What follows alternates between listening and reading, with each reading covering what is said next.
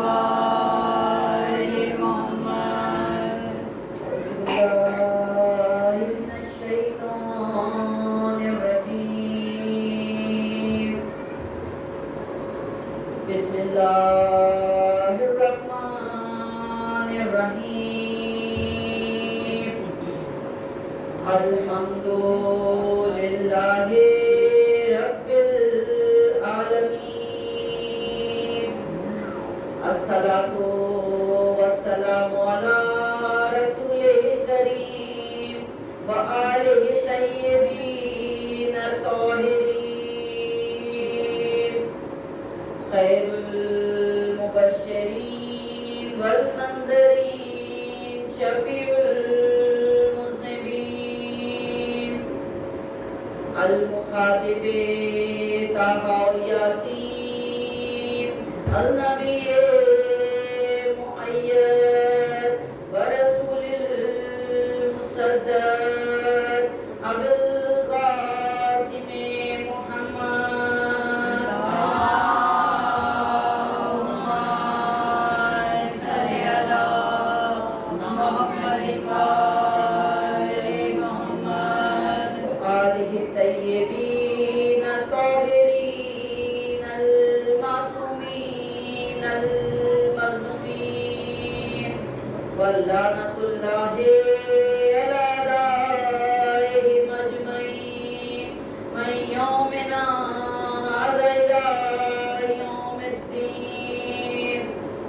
أما بعد فقد قال الله تبارك وتعالى في كتاب المبين وهو أصدق الصادقين.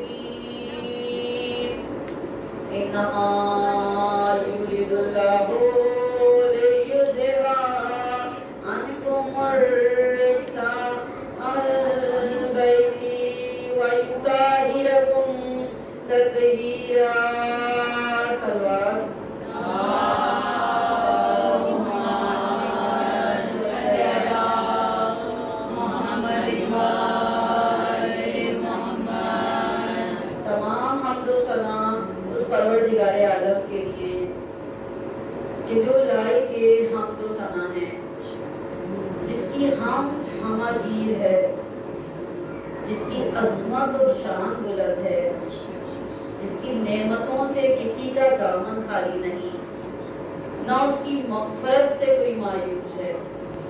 تمام حمد و ثنا اس پروردگار عالم کے لیے کہ جس نے حمد کو اپنے ذکر کا افتتاحیہ قرار دیا. بے شک بابرکت ہے وہ پروردگار کہ جس کی ذات تک ہمتوں کی بلندیاں پہنچ نہیں سکتی اور عقل و فہم کی ذہانتیں اسے پا نہیں سکتی. شکر ہے اس خدا کا جو اپنے فضل و کرم کا دامن پھیلائے ہوئے ہے اور اپنے جود و عطا کا ہاتھ بڑھائے ہوئے ہے. اور لاکھوں درود و سلام بھیجتے ہیں اپنے پیارے نبی صلی علی محمد وآل محمد. کہ جو نبی رحمت ہیں اور آپ کی آل پر کہ جو امت کے لیے سامان شفاعت اور دین کے لیے روشن مینار ہیں. بے شک کہ محمد و آل محمد ہی وہ ہستیاں ہیں کہ جنہیں پیدا کرتے ہی خود پیدا کرنے والا درود میں مصروف ہو گیا. درود محمد اللهم صل على محمد وآل محمد. مومنات، آج میرا موضوع گفتگو امام علی رضا علیہ السلام ہے. اللهم صل على محمد وآل محمد. اور اس حوالے سے ہر مومن کو یہ ادراک ہونا چاہیے کہ اس خانوادے کا ہر فرد حقیقت میں محمد، فضیلت میں علی اور مصائب میں حسین.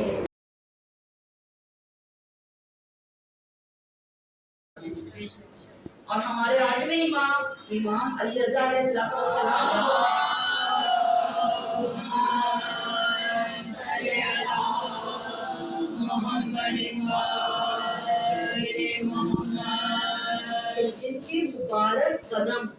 ایران پر پڑے تو ایران کو مرکز نور بنا دیا۔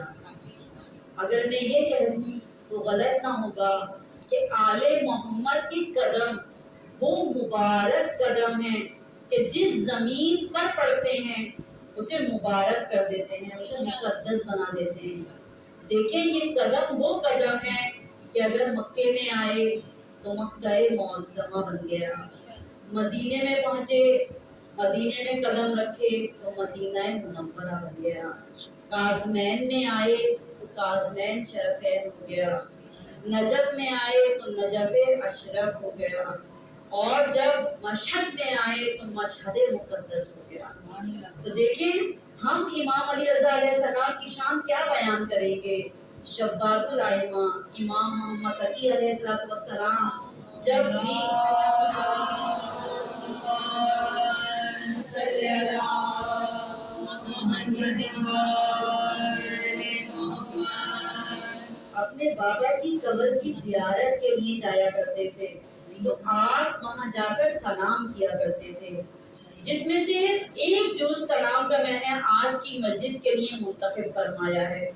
جبار الائمہ فرماتے ہیں میرا سلام ہو رئیس اعظم پر، ملک اعظم کے رئیس پر۔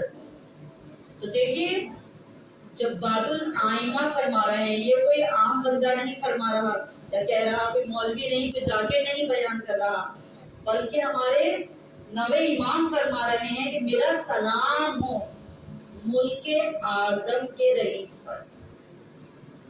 اب دیکھیں جب تک ہم ملک اعظم کو نہیں سمجھیں گے، اس جملے کی، اس سلام کی اہمیت کو نہیں پہنچ پائیں گے، تو پہلے تو یہ جان لینا ضروری ہے کہ ملک اعظم ہے کیا۔ تو دیکھیں قرآن کا حوالہ لیتے ہیں کہ قرآن میں پروردگار عالم کیا فرما رہا ہے، ملک اعظم کیا ہے۔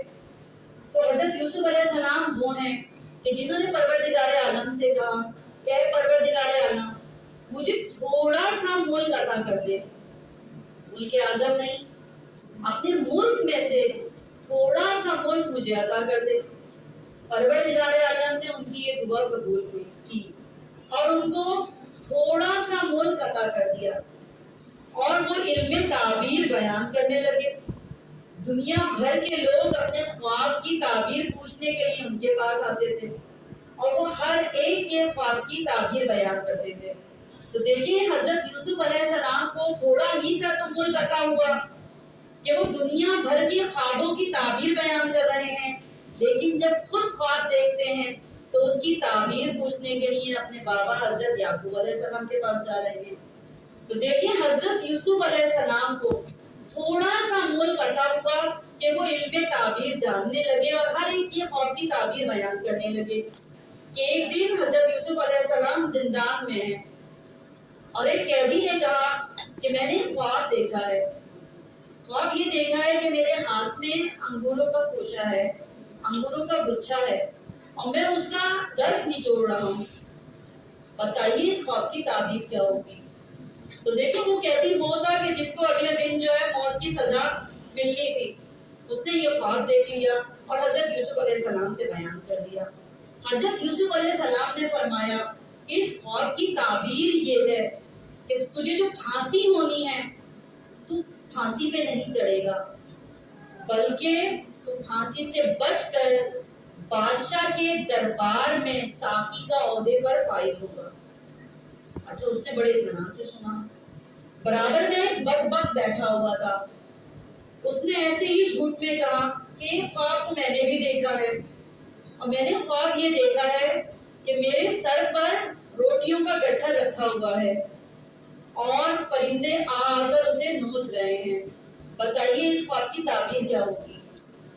حضرت یوسف نے فرمایا کہ اس خواب کی تعبیر یہ ہوگی کہ اس کی جگہ تو پھانسی پہ چڑھے گا اور تیری لاش جو ہے وہ کئی دنوں تک وہاں لٹکی رہے گی اور پرندے آ کر تیرا بھیجا تیرا دماغ جو ہے وہ نوچیں گے۔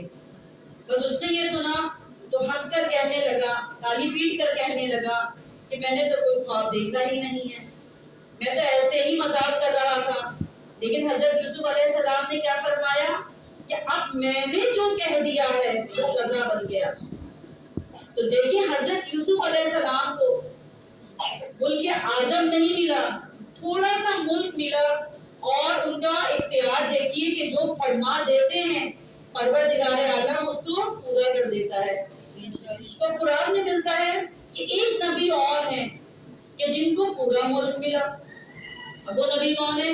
حضرت سلیمان علیہ السلام، کہ ان کے پاس دیکھیں اختیارات کتنے تھے، جنوں پر وہ قابض تھے، جن ان کے تابع تھے، ہواؤں پر ان کے اختیارات تھے، یہاں تک کہ چرند پرند اور حشرات الارض کی بھی آواز کو سن لیا کرتے تھے۔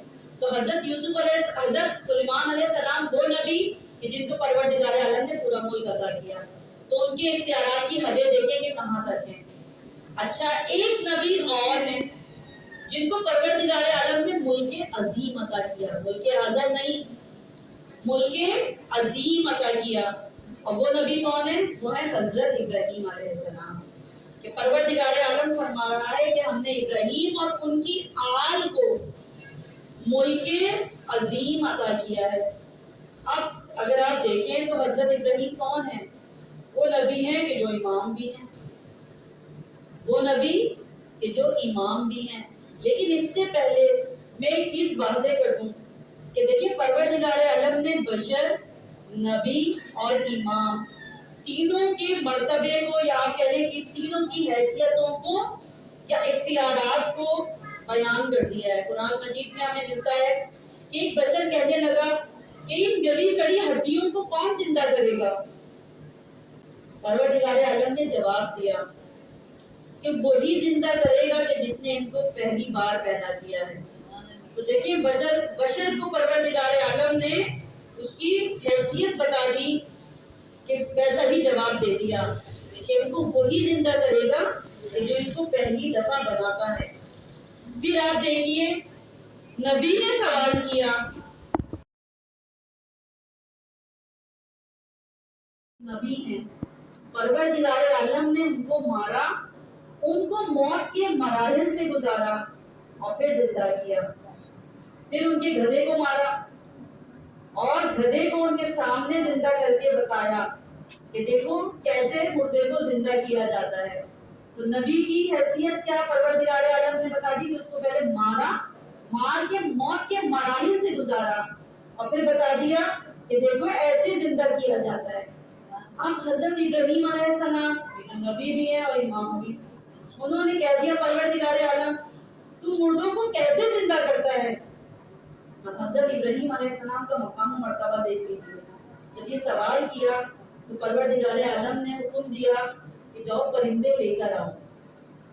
حضرت ابراہیم پرندے لے کر آئے، کہاں ان کو مارو اور ان کا قیمہ بناؤ اور پھر خود ہی زندہ کرو۔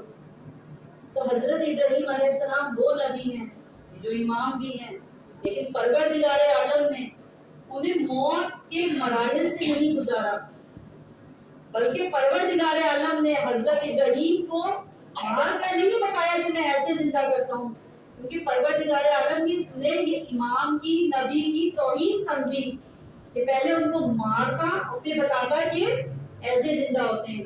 نبی کو تو مار کے بتایا اور پھر مراحل سے گزارا، لیکن حضرت ابراہیم کو وہ نبی کے جو امام بھی ہیں مارا نہیں، بلکہ کہا پرندے لاؤ، ان کا قیمہ بناؤ اور خود ہی زندہ کرو۔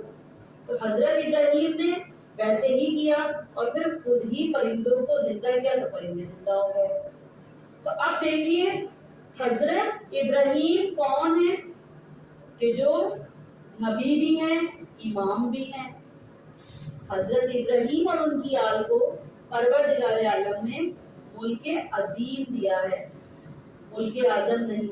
تو دیکھیں یہاں آپ ایک واقعہ اور دیکھتے ہیں جس سے آپ کو ملک اعظم اور ملک عظیم میں ایک واضح فرق پتہ چل جائے گا۔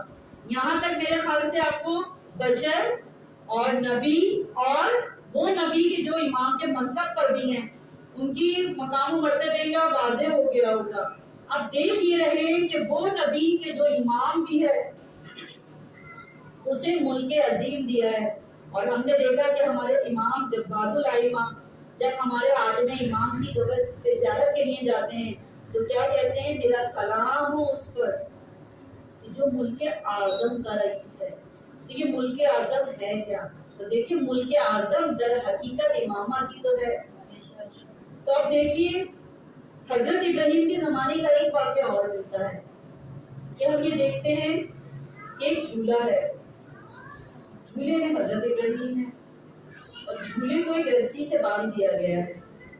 رسی آہستہ آہستہ نیچے کی جا رہی ہے اور اس کے نیچے کنوں کے حساب سے آگ جل رہی ہے. جب حضرت ابراہیم کے اس جھولے کی رسی کو نیچے کر کر کے اتنے نیچے آ گئی کہ وہ اس کے وسط میں آ گئی, تو اب جلاد جو ہے وہ اس رسی کے پاس کینچی لے کے کھڑا ہے اور اس کی نگاہ جو ہے وہ نمرود پر ہے کہ ادھر نمرود اشارہ کرے اور کینچی سے رسی کاٹ دے اور حضرت ابراہیم علیہ السلام جو ہیں وہ آپ کی اس میں چلے جائیں جو آپ جلائی گئی ہے. اب ہوا یہ کہ نمرود کی جو ہے وہ تخت پہ بیٹھا ہوا رومال لے کے بیٹھا ہوا ہے, بس ہلانے کی دیر ہے کہ وہ جلاد جیسے ہی ہلے گا ویسے ہی کینچی سے رسی کاٹ دے گا اور حضرت ابراہیم علیہ السلام جو ہیں وہ آگ میں جل جائیں گے. اس منظر کو ساری رعایا دیکھ رہی ہے اور حد یہ ہے کہ نمرود کی بیٹی بھی چھت سے اس سارے منظر کو دیکھ رہی ہے اور کہہ رہی ہے کہ کیا ہو گیا ہے میرے باپ کو اور کیا ہو گیا ہے میرے باپ کی اس نکمی رعایا کو. اس پوری دھرتی میں ایک یہی تو سچا انسان ہے اور اس کا گناہ کیا ہے؟ اس کا گناہ یہ ہے نا کہ یہ کہتا ہے کہ اللہ کو مانو اور اللہ ہی کے سامنے سر کو جھکاؤ. تو میرے سمجھ میں یہ بات نہیں آ رہی کہ اتنی سی بات ماننے پر نہ ماننے پر یہ لوگ اس کی جان کے پیچھے پڑے ہوئے ہیں اور کوشش یہ کی جا رہی ہے کہ ادھر رومال ہلے اور ادھر رسی کٹے. اور یہ سچا انسان کہ جس کی پیشانی پر سچائی نمودار ہے, ایسے نورانی چہرے والے بھی کہ کبھی جھوٹ بول سکتے ہیں. بس وہ چھت سے یہ باتیں اپنے آپ کہہ رہی ہے, خود کلامی کر رہی ہے. پھر وہ کہتی ہے کاش اس نے مجھ سے کہا ہوتا کہ اللہ کو مانو, میں تو اس کو نبی بھی مانتی, رسول بھی مانتی اور امام بھی مانتی, لیکن اس نے مجھ سے کہا نہیں. اب میں کچھ نہیں کر سکتی لیکن اتنا تو کر سکتی ہوں کہ اس کے ساتھ اس آگ میں جل جاؤں. بس یہ کہہ کر اس نے اوپر سے چھلانگ لگا دی کہ میں کچھ نہیں کر سکتی اس سچے انسان کے لیے, لیکن اتنا تو کر سکتی ہوں کہ مر تو سکتی ہوں اس کے ساتھ. یہ کہہ کر جب اس نے اوپر سے چھلانگ لگائی, پروردگار عالم نے جبرائیل کو حکم دے دیا کہ جبرائیل جاؤ, ایک ہاتھ سے ابراہیم کو سنبھالو اور ایک ہاتھ سے اس لڑکی کو سنبھالو اور اس لڑکی کو اٹھا کر حضرت ابراہیم کے جھولے میں بٹھا دو, تاکہ دنیا یہ جان لے کہ امام وہ ہوتا ہے کہ جو نہ خود جلتا ہے نہ اپنے حکمداروں کو جلنے دیتا ہے, خواہ وہ حکمدار اولاد نمرود ہی سے کیوں نہ ہو. درود ہے محمد صلی اللہ محمد محمد. سو اب حضرت ابراہیم علیہ السلام وہ کہ جنہیں پروردگار عالم نے ملک عظیم عطا کیا اور ہمارے آٹھویں امام وہ تو جن کو یہ کہہ کر مخاطب کیا جا رہا ہے کہ ملک اعظم کے رئیس آپ پر میرا سلام. تو دیکھیں جو عظیم ہے یہ چھوٹا ہے, اعظم بڑا ہے, کبیر چھوٹا ہے, لیکن اکبر کا ورڈ جو استعمال کیا جاتا ہے بڑے کے لیے استعمال کیا جاتا ہے. بالکل اسی طرح جو ملک عظیم عطا کیا گیا حضرت ابراہیم علیہ السلام کو, یہ ملک عظیم چھوٹی ریاست ہے, یہ چھوٹی سلطنت ہے, اور جو ملک اعظم کا رئیس ہے اگر آپ اس کی جھلک دیکھنا چاہیں تو تاریخ بھری ہوئی ہے ہمارے آٹھویں امام کے فضائل سے. اور میں آپ کو ملک اعظم کے رئیس کی ایک ہلکی سی جھلک دکھاؤں گی تاکہ آپ کو پتہ چل جائے کہ ہمارے آٹھویں امام کے اختیارات کہاں پر ہیں. دیکھیں حدیث رسول ہے, رسول خدا فرماتے ہیں کہ میرا ایک فرزند طوس میں دفن ہوگا. جو شخص بھی اس کی زیارت کے لیے جائے گا اس کو 10 حج کا ثواب عطا ہوگا. صحابہ ان کے پاس جو بیٹھے ہوئے تھے بڑے حیران ہو رہے تھے. کہا یا رسول خدا صرف 10 حج؟ آپ نے فرمایا 20 حج. یہاں تک کہ وہ تعجب میں ہی رہے. اور ان حجوں کی تعداد جو ہے کہا جاتا ہے بعض روایتوں میں ملتا ہے کہ 100 حج تک پہنچ گئی اور بعض روایتیں کہتی ہیں 1000 حج تک پہنچ گئی. تو دیکھیں ہمارے امام جو ہیں وہ ہیں کہ 8ویں امام کی اگر فضیلت دیکھنی ہے تو دیکھیے ہمارے 11 اماموں میں سے کسی نے بھی یہ وعدہ نہیں کیا، یہ عہد نہیں کیا کہ وہ ہماری مدد کو آئیں گے. رسول خدا نے بھی یہ وعدہ نہیں کیا کہ میں آپ کی مدد کے لیے آؤں گا. ہاں یہ بات اور ہے کہ جب بھی ان کو مدد کے لیے پکارا جائے وہ فوراً مدد کے لیے آتے ہیں، لیکن وعدہ نہیں کیا. یہ وعدہ کس نے کیا؟ یہ وعدہ ہمارے 8ویں امام نے کیا کہ جو شخص بھی میری زیارت کے لیے آئے گا میں امام علی رضا علیہ السلام اس کو 3 مقامات پر مدد کرنے کے لیے آؤں گا. غریب الغربا امام 3 جگہ مدد کا وعدہ کر رہے ہیں کہ جو بھی میرا زائر ہے میں اس کی 3 جگہ مدد کرنے کے لیے آؤں گا. اب دیکھیں وہ 3 جگہیں کون سی ہیں یہ بھی دیکھ لیجیے آپ. دیکھیں موت کا جو مرحلہ ہے اس سے سبھی کو گزرنا ہے. اور جو پہلا دن کہا جاتا ہے قبر میں پہلا دن بہت ہی ہیبت ناک ہوگا، بہت ہی سخت ہوگا. اور جب منکر نکیر سوال اور جواب کے لیے آئیں گے تو میرے 8ویں امام فرماتے ہیں میں منکر نکیر کے سوالوں سے پہلے اپنے زائر کی مدد کے لیے پہنچ جاؤں گا. اور ہم تاریخ میں بھی دیکھتے ہیں کہ ہمیں ملتا ہے کہ حوزہ علمیہ قم کے شیخ عبد الکریم جو تھے ان کا انتقال ہو گیا. اور ان کا اگر آپ دیکھیں تو بی بی فاطمہ قم کے حرم میں ان کا جو ہے روزہ موجود ہے، قبر موجود ہے. تو ان کا انتقال ہو گیا.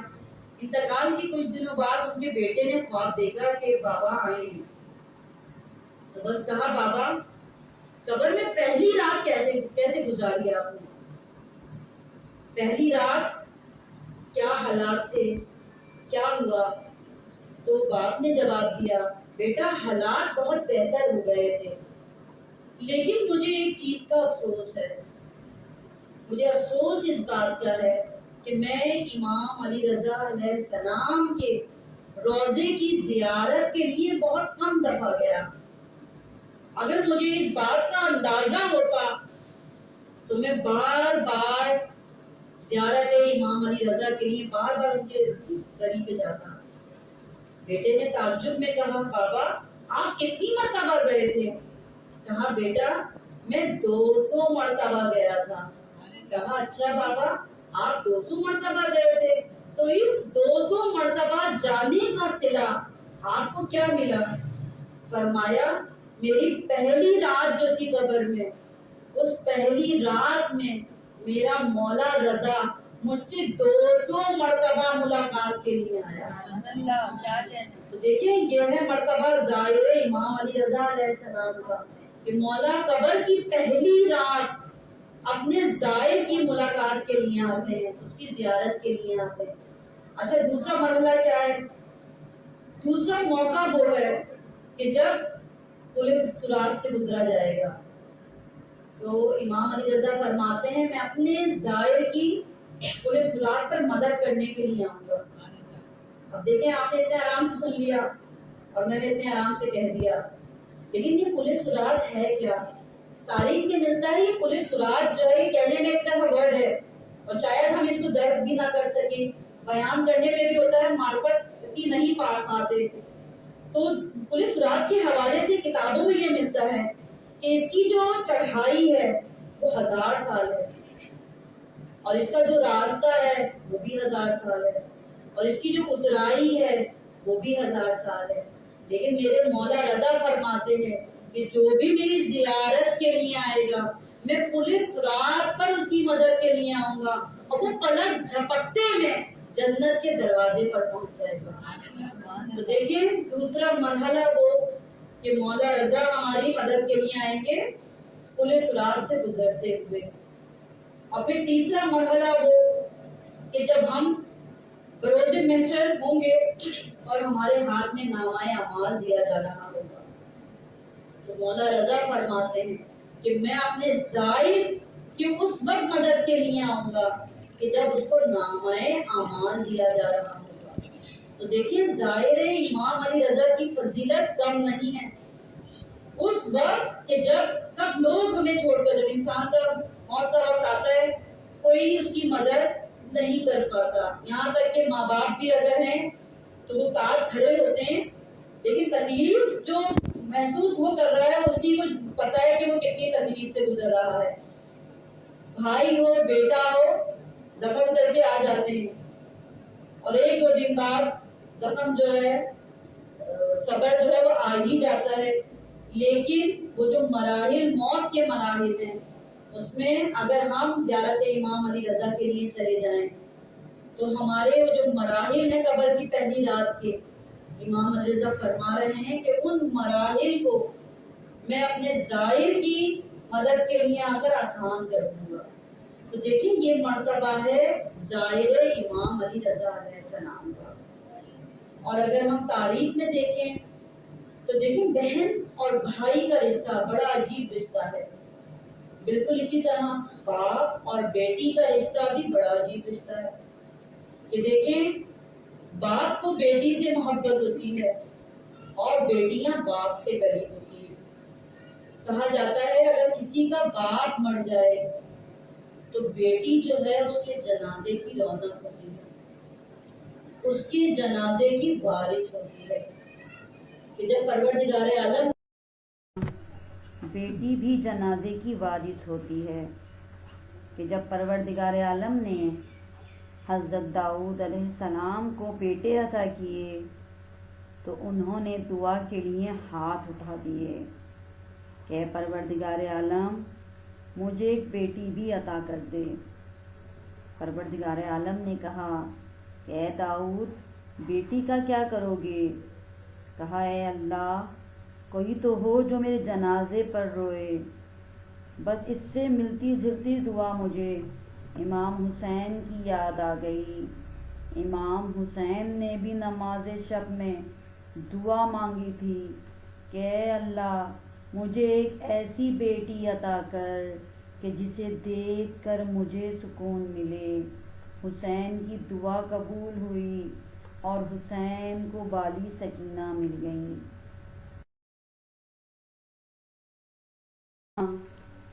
بہن بھی جنازے کی وارث ہوتی ہے۔ تاریخ میں ہمیں کچھ مثالی بہنیں ملتی ہیں کہ جنہیں اپنے بھائی سے بے انتہا محبت تھی۔ اس میں آج ہم جس بیوی کا ذکر کرنے کے لیے یہاں جمع ہیں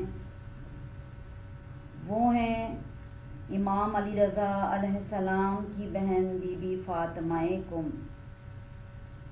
بی بی فاطمہ کم کو امام علی رضا سے بہت محبت تھی اور امام علی رضا بھی بی بی کے بغیر رہ نہیں پاتے تھے، یہاں تک کہ جب آپ خراساں میں گئے تو آپ نے وہاں پیغام بھجوایا کہ فاطمہ میں خراساں میں ہوں، آپ بھی یہاں چلی آئیں۔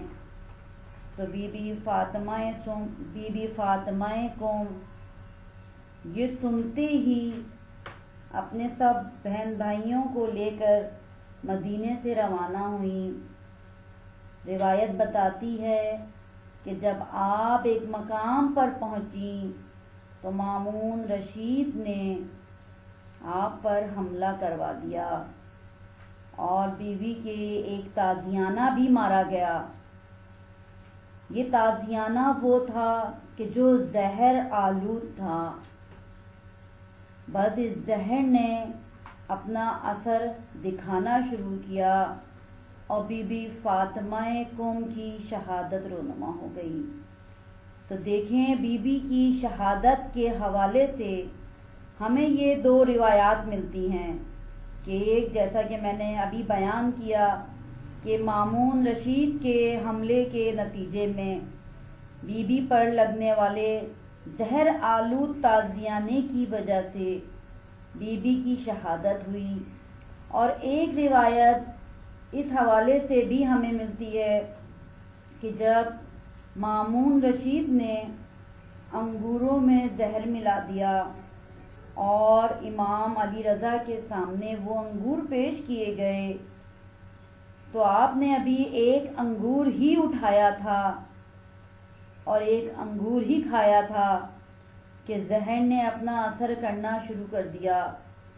تاریخ بتاتی ہے کہ یہ زہر اتنا قوی تھا کہ جب آپ قدم اٹھاتے تھے تو آپ کے قدم کے نیچے کی زمین اپنا رنگ بدل لیتی تھی، مولا کی آنکھوں سے خون جاری تھا۔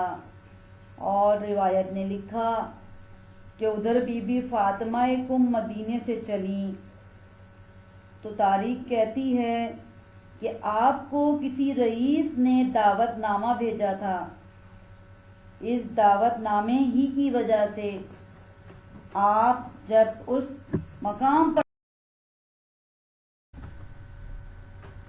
تو رئیس نے بی بی کا بڑا شاندار استقبال کیا، بی بی کے لیے کاناتیں لگائی گئیں، شانہ پکڑ کر بی بی کو سواری سے اتارا گیا۔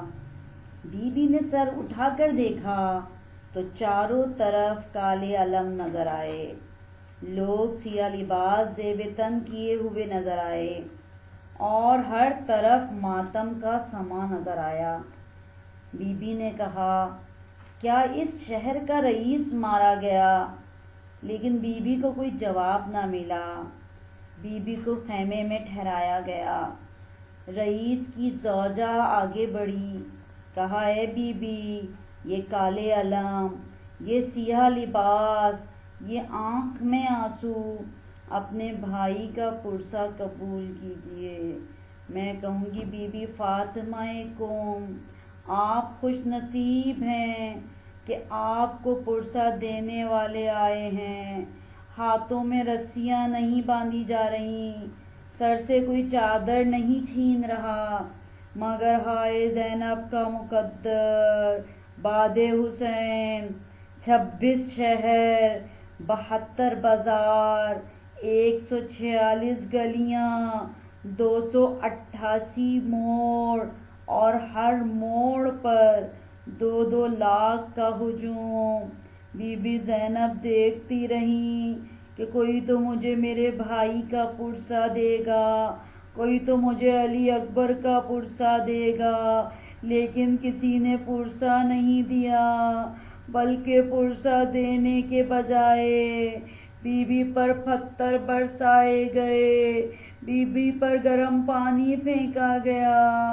بس عزاداران امام، یہ وہ دوسری روایت ہے جو بی بی فاطمہ قم کے حوالے سے بیان کی جاتی ہے کہ جب بی بی فاطمہ قم نے بھائی کی شہادت کی خبر سنی تو آپ بے ہوش ہو گئیں، اور جب بھی ہوش میں آتی تھیں ہائے علی رضا کہہ کر بے ہوش ہو جاتی تھیں۔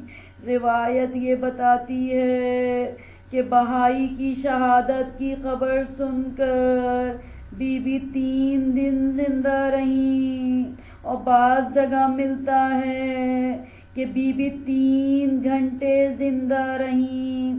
میں کہوں گی اے بی بی فاطمہ قم، آپ خوش نصیب ہیں کہ آپ نے اپنے بھائی کو بھوکا پیاسا شہید ہوتے ہوئے نہیں دیکھا، مگر ہائے زینب 70 قدم کے فاصلے سے اپنے بھائی کو شہید ہوتے ہوئے دیکھ رہی تھی اور کہہ رہی تھی کہ اے شمر، میرے بھائی کو ذبح نہ کر، کہ میرا بھائی 3 دن کا بھوکا پیاسا ہے، الا لعنت اللہ علی قوم الظالمین،